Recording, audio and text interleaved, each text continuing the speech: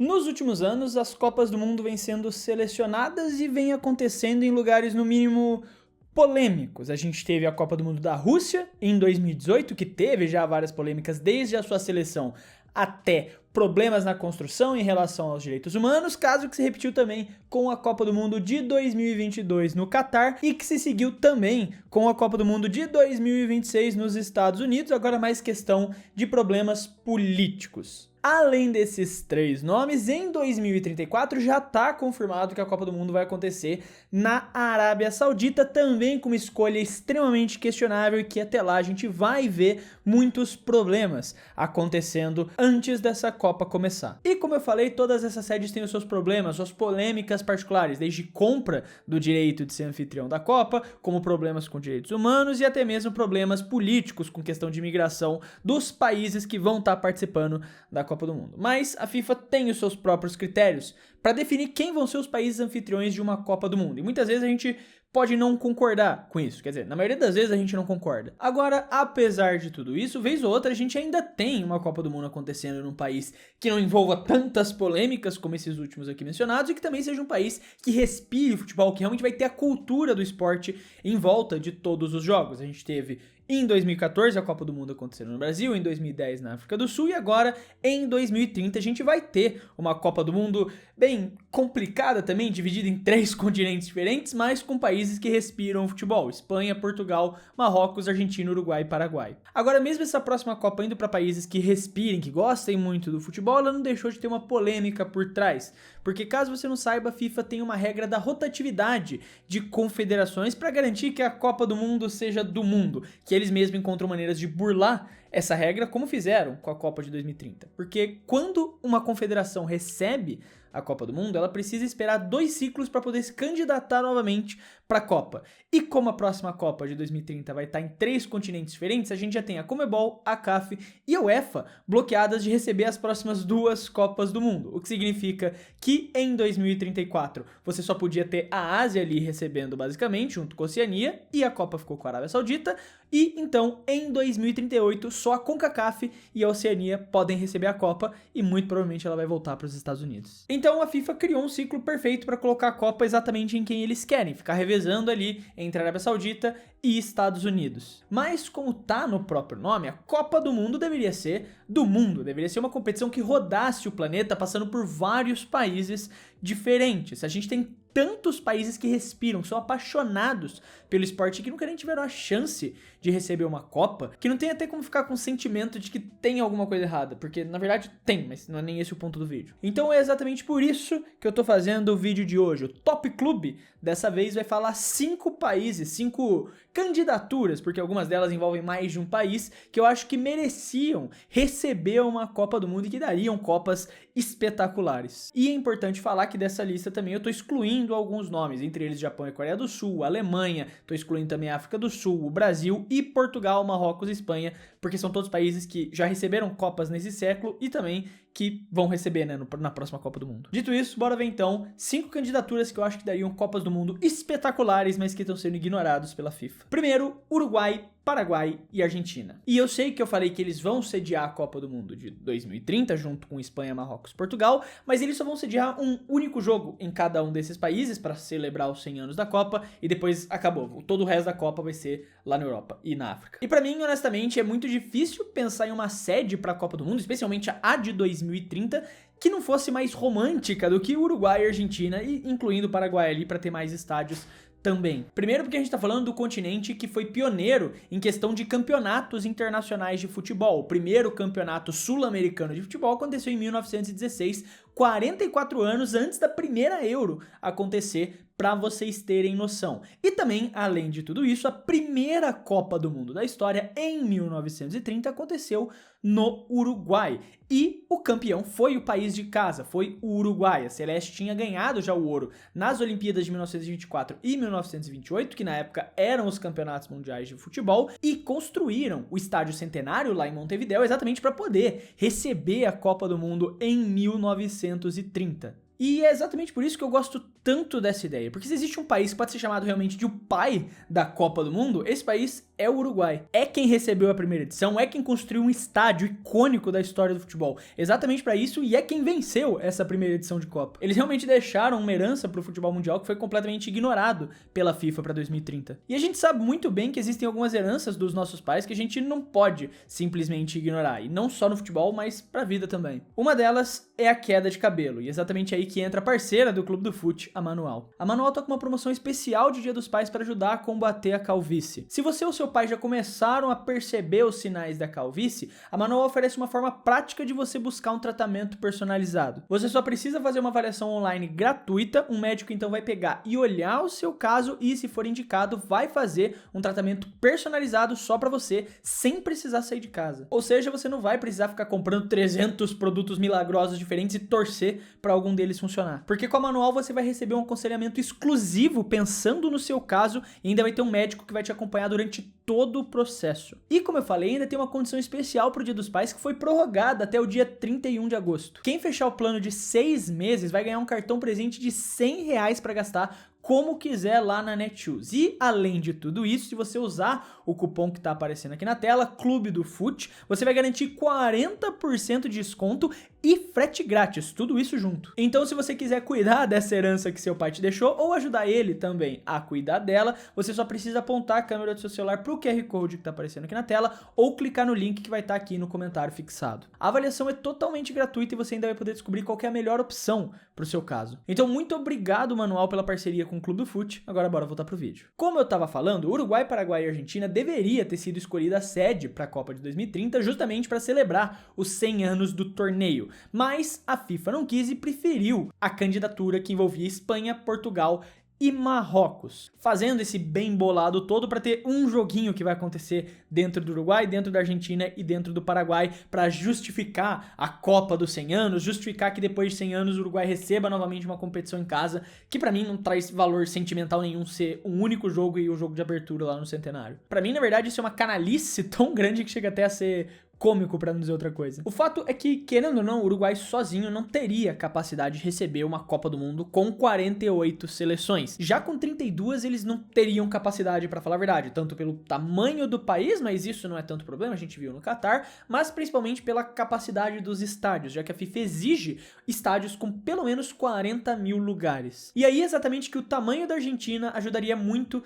nessa conta, porque além de terem 13 vezes o território do Uruguai e uma população muito maior, eles têm ao todo 12 estádios com a capacidade mínima de 40 mil lugares. E você tem vários ótimos estádios. Tem até mais um que está sendo construído ainda, que é o do San Lorenzo, para aumentar esse número para 13. E sem falar que alguns estádios, como o La Bombonera, que está com um projeto de se expandir até 80 mil lugares, e obviamente o Monumental de Núñez, do River Plate, que já tem 85 mil lugares e vai chegar até 101 mil em 2030, merecem e muito receber jogos de Copa do Mundo. Aí, além deles, você juntaria outros estádios do Uruguai, que atualmente tem 2 estádios com mais de 40 mil lugares, um deles é o Campeão del Siglo, do Peñarol, e além deles o próprio Centenário, que cabe 63 mil pessoas. Por fim, o Paraguai poderia ajudar também com mais 2 estádios, com o Defensores del Chaco, que tem ali aproximadamente 42 mil lugares, e o Estádio General Pablo Rojas do Cerro Porteño, que também tem mais de 40 mil lugares. O fato é que, pra mim, a distribuição de Copas do Mundo na América do Sul é uma das coisas mais injustas que a gente tem no futebol mundial. Por exemplo, nos últimos 48 anos, a América do Sul só recebeu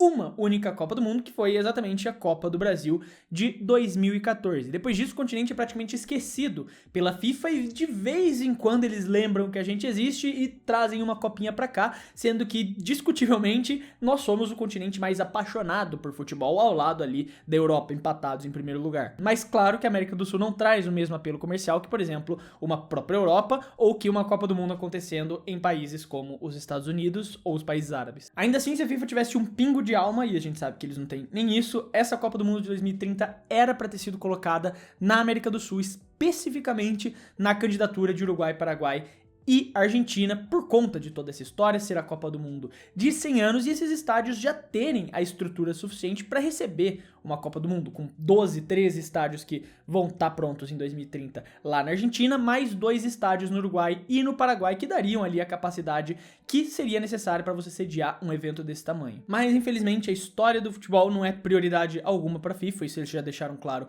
há muito tempo, e uma candidatura que não é ruim, na minha opinião, não me entendo errado, não sou contra a Copa na Espanha, Portugal e Marrocos, eu acho que vai ser uma ótima Copa do Mundo, mas eu também acredito que poderia ser tranquilamente a Copa de 2034, deixar de 2030 para a celebração de 100 anos e depois, em 2034, que fizessem essa Copa do Mundo, que também seria muito foda, que também vai ser uma candidatura muito legal entre esses 3 países que são extremamente apaixonados por futebol. Agora, 2030 merecia ser na América do Sul. Segunda candidatura, Holanda e Bélgica. Holanda hoje é discutivelmente a maior nação da história do futebol a nunca ter vencido uma Copa do Mundo e também a nunca ter sediado uma Copa do Mundo. E olhando historicamente, países que sejam bons no futebol e recebem uma Copa do Mundo pela primeira vez costumam se dar bem. A gente viu a Inglaterra em 66 e o Uruguai mesmo em 1930. Então dá até para imaginar que uma Copa do Mundo na Holanda poderia ser positiva para os holandeses conquistarem a sua primeira estrela. O fato é que em 2018 essa candidatura já existiu e na verdade incluía Luxemburgo junto para fazer o famoso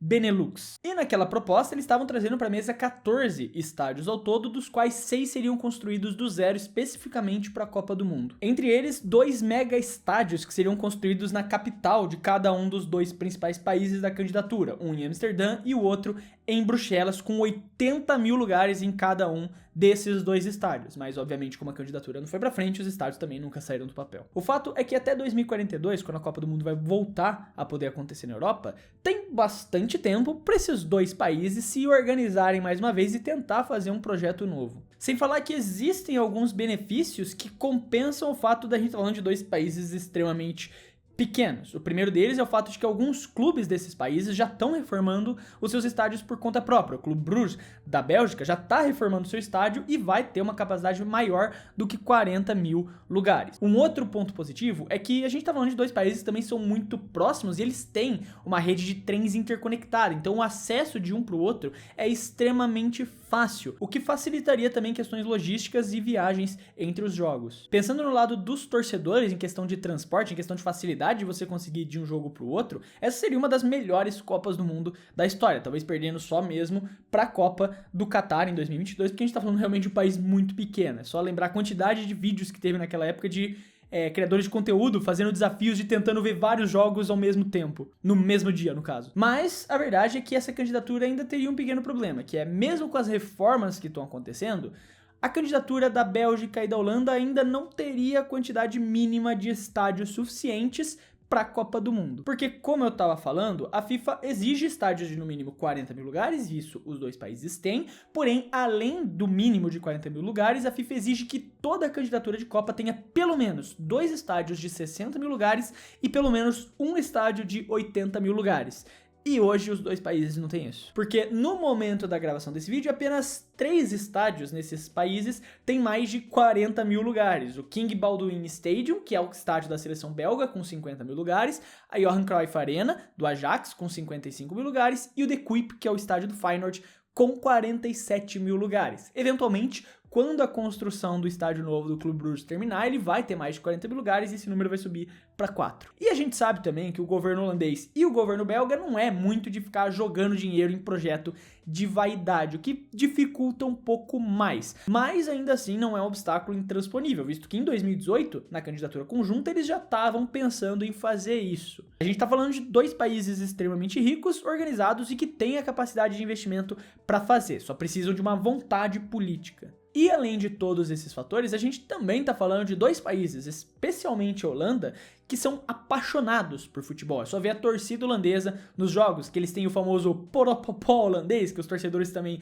se abraçam e ficam pulando de um lado para o outro, só que do lado de fora do estádio. E não só são apaixonados pelo esporte, como tem uma enorme rivalidade entre si. A seleção holandesa tem uma rivalidade muito grande contra a seleção belga. Então eu genuinamente acredito que uma Copa do Mundo acontecendo na Bélgica e na Holanda tem um potencial absurdo de ser uma baita de uma Copa, não só por estar acontecendo num ambiente apaixonado por futebol, mas também pela fácil conexão conectividade que você tem entre os dois países, com a conexão pelas linhas de trem e também pela capacidade de investimento desses dois países. Claro que hoje eles não têm os estádios mínimos exigidos, mas com um investimento bem feito, com um projeto bem feito de Copa, seria uma grande Copa do Mundo, na minha opinião. Terceira candidatura, China. A China talvez seja o país mais impressionante do mundo em termos de infraestrutura. E, além disso, tem também 1,4 bilhão de habitantes e uma malha ferroviária de alta velocidade que é uma das mais avançadas do planeta. Então aqui a gente já ticou 2 pontinhos que poderiam ser preocupantes. Por a gente estar falando de um país gigantesco, eles têm uma conectividade fácil e a questão de logística poderia ser tranquilamente resolvida e população não falta para encher os jogos também. E quando o assunto é estádio, a China também tem isso de sobra, porque a gente está falando de aproximadamente 70 estádios com capacidade acima de 40 mil lugares, com quase 20 deles tendo mais de 60 mil e 3 deles ultrapassando os 80 mil, ou seja, se a FIFA quisesse uma Copa pronta para ontem, a China poderia entregar sem suar. Para poder receber uma Copa do Mundo, eles teriam que esperar até 2046. E isso estaria dentro do plano que a China colocou de sediar uma Copa até 2050. Vai ficar um pouquinho em cima do prazo. Mas em 2046, a AFC, a Federação Asiática, fica livre de novo para poder receber uma Copa do Mundo. Então a expectativa é que até lá eles tenham ainda mais desses estádios megalomaníacos. Mas com o que eles já têm hoje, seria extremamente tranquilo de organizar uma Copa do Mundo. Com o novo estádio Ningbo, por exemplo, que tem 81 mil lugares e deve ficar pronto ali em 2028. Tem também o icônico Ninho de Pássaro, que foi a principal sede das Olimpíadas de 2008, com 91 mil lugares, e hoje ele tá lá parado, servindo mais como uma atração turística, mas poderia ser reativado exatamente para receber uma Copa do Mundo. No ponto de vista financeiro, essa também poderia ser uma das Copas do Mundo mais lucrativas, pensando para a FIFA, exatamente pela quantidade de pessoas que você tem na China, não só para encher os estádios, que já tem capacidades absurdas, então muito dinheiro viria da venda de ingressos, mas exatamente para fazer fanfest, fazer eventos, ativações, você tem muita gente para alcançar, e isso sem falar também na quantidade de pessoas que iriam lá para o país por conta da Copa. Uma questão que poderia ser um problema é a temperatura, porque a gente está falando ali de junho e julho na China, ter temperaturas muito altas que costumam bater ali na casa dos 40 graus. Só que isso também já foi resolvido em outras Copas do Mundo, como na própria Copa do Catar, em que os estádios tinham ar-condicionados. E a China tem a capacidade de fazer esse investimento também nos seus estádios, não acho que seria um problema grave. Um outro problema, e esse sim é uma questão que gera vários atritos entre a FIFA e o governo chinês, é a questão da censura midiática que existe no país. A FIFA, com todo o direito, é verdade, costuma ter problemas em questão de países com governos autoritários exatamente por questão de controle de mídia e do que pode e não pode ser divulgado. Mas quando a gente olha para o histórico, várias vezes a FIFA já trabalhou com países com governos autoritários que fizeram concessões durante o período da Copa. A FIFA já atuou em diversos países que estavam acontecendo no meio de ditaduras militares, como a própria Copa de 1978 na Argentina, e teve concessões especiais durante o período da Copa para que o evento pudesse acontecer, então não seria também impossível de imaginar isso acontecendo numa eventual Copa da China. Pode existir uma certa relutância também da própria Federação Chinesa por conta da vergonha do país sede, como foi o que aconteceu com o Qatar em 2022? Até pode, é um argumento que você pode trazer e seria válido, mas ainda assim, trazer esse evento para o seu país é muito importante para ajudar a fomentar o futebol dentro dele. Só ver o Qatar mesmo que conseguiu se classificar para a Copa seguinte, nunca tendo se classificado antes, pelo menos por meio das eliminatórias. Então isso também pode ajudar o plano da China de investir no futebol. É uma Copa que teria ali os seus problemas, é verdade, alguns problemas que envolvem questões políticas, mas a FIFA costuma se dar muito bem quando o assunto envolve dinheiro, e a China tem um potencial gigantesco de trazer dinheiro numa Copa do Mundo que aconteça lá no país, além de já ter toda essa estrutura megalomaníaca, com todos os estádios que seriam exigidos prontos, e também ter uma malha ferroviária que facilitaria muito o transporte e a logística do evento. Por conta disso, eu acho que seria uma Copa do Mundo muito bem feita. O único problema é que seria de madrugada para nós aqui no Brasil, mas ainda acho que seria uma baita Copa do Mundo. Quarta candidatura, Reino Unido, e aqui eu tô incluindo todo o Reino Unido mesmo, Inglaterra, Gales, Escócia e Irlanda do Norte. E dá até para disfarçar como um país só, chamando só de Copa do Reino Unido. Essa Copa só poderia rolar em 2042 por envolver países da UEFA. E é até engraçado a gente pensar o fato de que o país que criou o futebol só recebeu uma única Copa do Mundo também em 112 anos de história do esporte. Mas o fato é que o Reino Unido hoje é um dos poucos lugares do mundo que conseguiria sediar uma Copa de 48 seleções sem precisar de reformas gigantescas na sua própria infraestrutura, porque a gente está falando de pelo menos 12 estádios que já estão ali construídos com capacidade acima de 40 mil lugares. E, além disso, eles têm um estádio que tranquilamente passa dos 80 mil lugares. Obviamente, eu estou falando do Wembley, que é considerado um monumento nacional lá na Inglaterra, com os seus 90 mil lugares. Além dele, você também tem outros estádios gigantescos que batem com a exigência mínima da FIFA para receber a Copa do Mundo, como o próprio Tottenham Hotspur Stadium, que é uma das arenas mais modernas do mundo e tem mais de 60 mil lugares, o Anfield, que também passou por reformas recentes e tem capacidade para mais de 60 mil lugares, você tem o Emirates em Londres com 60 mil lugares também, e fora isso você vai ter o Old Trafford, que precisa ali de uma modernizada e também está com o projeto de se reformar e construir um estádio novo e que pode chegar até quase 100 mil lugares. E assim, na Inglaterra eu poderia falar vários outros estádios que passam dos 40 mil lugares por conta da estrutura do futebol inglês e do dinheiro que é gerado ali dentro da Premier League. Mas como eu falei, a gente está falando de uma Copa do Reino Unido e os países do Reino Unido também têm a capacidade de receber uma Copa do Mundo. Em Glasgow, na Escócia, por exemplo, você tem 3 estádios com mais de 50 mil lugares, o Celtic Park, o Ibrox e o Hampden Park. Em Gales, você tem o Millennium Stadium, que tem capacidade para 74 mil lugares. E em Edimburgo você tem o Murrayfield, que é um estádio para rugby, mas que pode ser convertido para futebol também, e tem mais de 67 mil lugares. Então os estádios mínimos e a quantidade deles não seria problema nenhum. Sem falar que, como eu usei de argumento, nas últimas 2 candidaturas a gente está falando de um país que também tem uma malha ferroviária muito bem desenvolvida, então a questão de logística, a questão de transporte ficaria tranquila.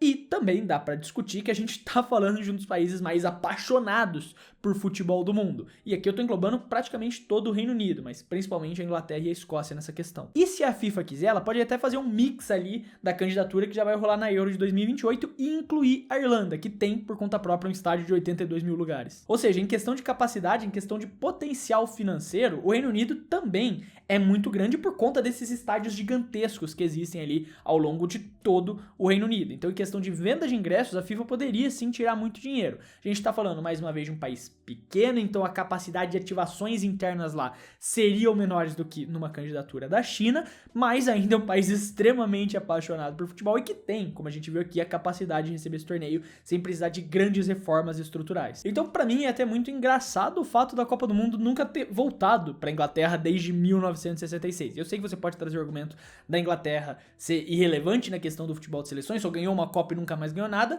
mas na questão da estrutura e do futebol, eles são extremamente relevantes e faria todo sentido receberem uma Copa do Mundo também. Quinta candidatura, Austrália e Nova Zelândia. A Austrália e a Nova Zelândia nunca sediaram uma Copa do Mundo masculina, pelo menos. E claro que dá pra gente entender um pouco do porquê também. O futebol não é o esporte número 1 desses dois países. E até mesmo em termos populacionais, essa Copa perde um pouco da atratividade, porque a própria Nova Zelândia, por exemplo, tem uma população bem inferior só à cidade de Londres. Então não tem o maior polo ali para você atacar sendo a FIFA. Mas em questão de infraestrutura esportiva, a Austrália e a Nova Zelândia têm total capacidade, na minha opinião, de receber uma Copa do Mundo. E a Copa Feminina que a gente teve lá é a grande prova disso. Claro que as exigências são diferentes, mas atualmente o país tem 11 estádios com capacidade acima de 40 mil lugares, o que é um número bem grande considerando para uma população total de só 28 milhões de pessoas. Você tem o Perth Stadium, que tem 70 mil lugares, o Stadium da Austrália, em Sydney, com 83 mil lugares,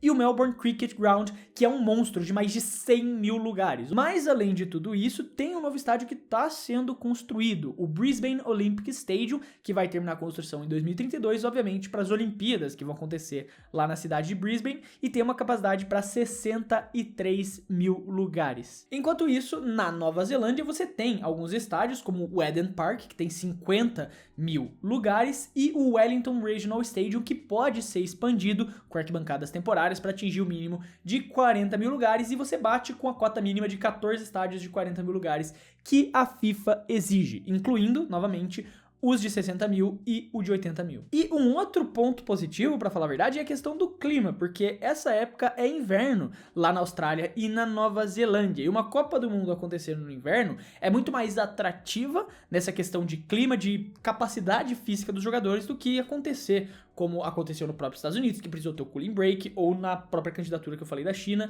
que enfrentariam temperaturas altíssimas e precisaria de ar-condicionado nos estádios. Mas a verdade é que ainda existem alguns pontos negativos bem fortes dessa candidatura em relação às outras. O primeiro e mais gritante de todos é a questão da distância e a questão do transporte. Diferente das outras candidaturas que eu falei aqui, o transporte interno lá na Austrália e na Nova Zelândia não é tão simples assim, porque apesar do território massivo da Austrália, mais da metade não é habitado de tudo isso. É um deserto gigantesco e cidades ali espalhadas pela costa.